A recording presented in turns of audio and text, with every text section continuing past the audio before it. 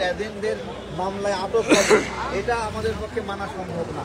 আমরা স্পষ্ট করে বলেছি আমরা এখান থেকে তাদেরকে নাকি গুলশান থানা নিয়ে যাবে, আমরা এখানে দাঁড়িয়েছি দেখি কীভাবে নিয়ে যায়। আমরা আছি, সাধনা আপুকে এখান থেকে নিতে পারবে না। প্রথম আলো ডেইলি স্টারের সামনে যে আমাদের জিয়াফত হচ্ছিল, ওই জিয়াফতে কিন্তু সাধনা আপু আহত হয়েছিল। তো এটা বুঝতে হবে যে সাধনা আপুকে এবং তাকে কারা কেন গ্রেফতার করাচ্ছে। ধন্যবাদ। এখন আপনাদের চাওয়াটা আসলে কি? চাওয়া তাকে আমরা এখান থেকে নিয়ে যাব।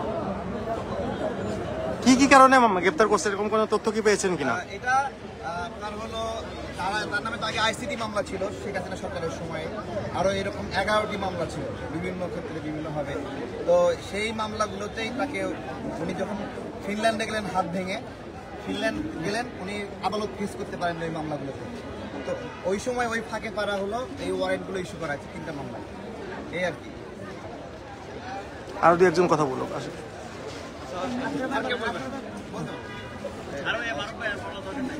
লাইভে আছি, 1 মিনিট বেশি লাইভে আছি আমরা। হ্যাঁ।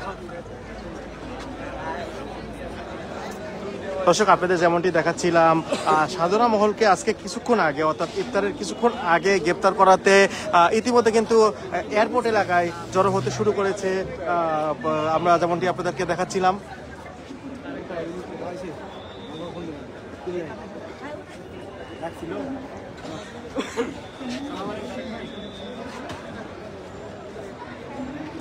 ইতিমধ্যে কিন্তু আমজনতা পার্টির পক্ষ থেকে আমজনতা পার্টির সাধারণ সম্পাদক তিনি কিন্তু এই যে তার যে গ্রেপ্তার, সেই গ্রেপ্তারের কারণে কিন্তু উপস্থিত হয়েছেন এবং তিনি বলছেন যে এখান থেকে এই এয়ারপোর্ট থেকে তাকে মুক্তি দিতে হবে এবং এখান থেকে সাধনা মহলকে গুলশান থানাতে হস্তান্তর করার কথা রয়েছেন।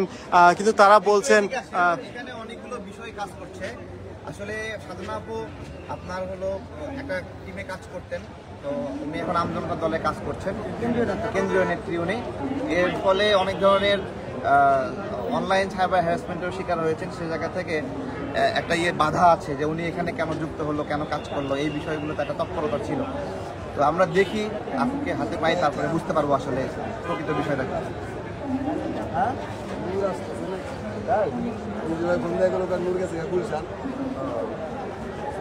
আচ্ছা, আমরা আরেকজনের সাথে একটু কথা বলবো। আপনারা এখানে কেন দাঁড়িয়েছেন এবং আপনাদের সবশেষ অবস্থানটা কি? আমরা দাঁড়িয়েছি আমাদের নেত্রী সাধনা মহল আপুকে রিলিজ করে নেওয়ার জন্য। ওনার এক্স হাজব্যান্ড, ওনার নাম হচ্ছে গোবিন্দগড়, এরা খুব চালাকি করে তাদের সাথে তার বিরুদ্ধে মামলা দিয়ে আছে 13টা, শেখ হাসিনার আমলে 11টা। এর মধ্যে কিছু আছে ছেলে খেলা মামলা, কিছু আছে রাষ্ট্রদ্রোহী মামলা।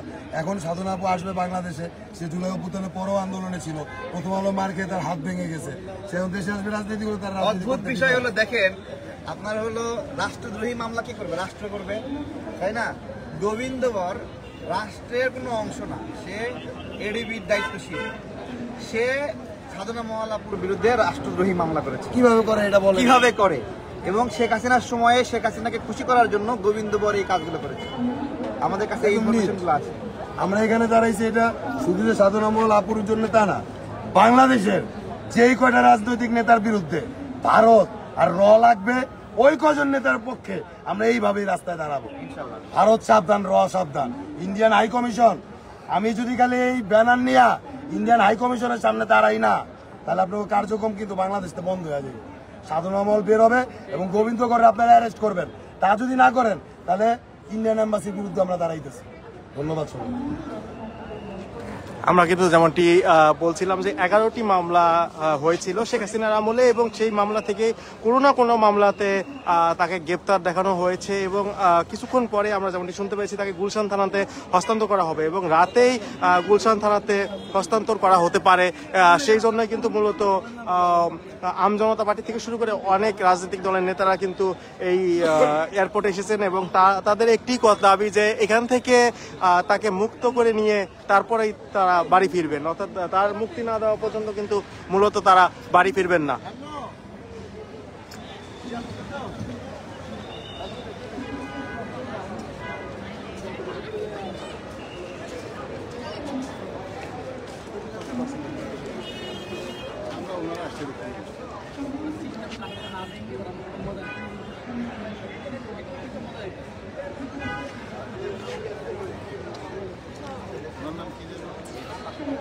আরে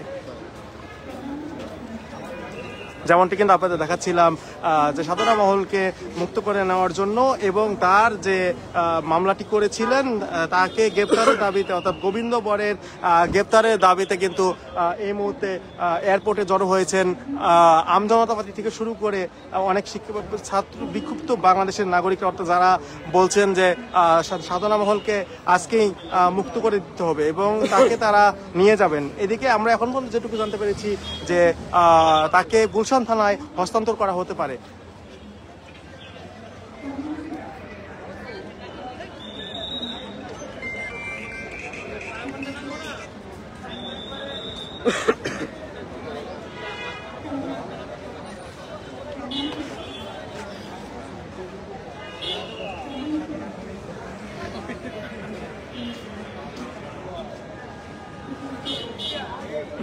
আচ্ছা, কয়টা মামলায় গ্রেফতার করা হয়েছে এখন পর্যন্ত কি কোনো তথ্য? দুইটা মামলায় ওয়ারেন্ট লিখেছে, রাষ্ট্রদ্রোহী মামলা এবং শেখ হাসিনার সময়ের রাষ্ট্রদ্রোহী মামলা ইউনূস স্যারের সরকারের সময় এসে গ্রেফতার করবে, এটা তো একটা ভয়ঙ্কর বিষয়।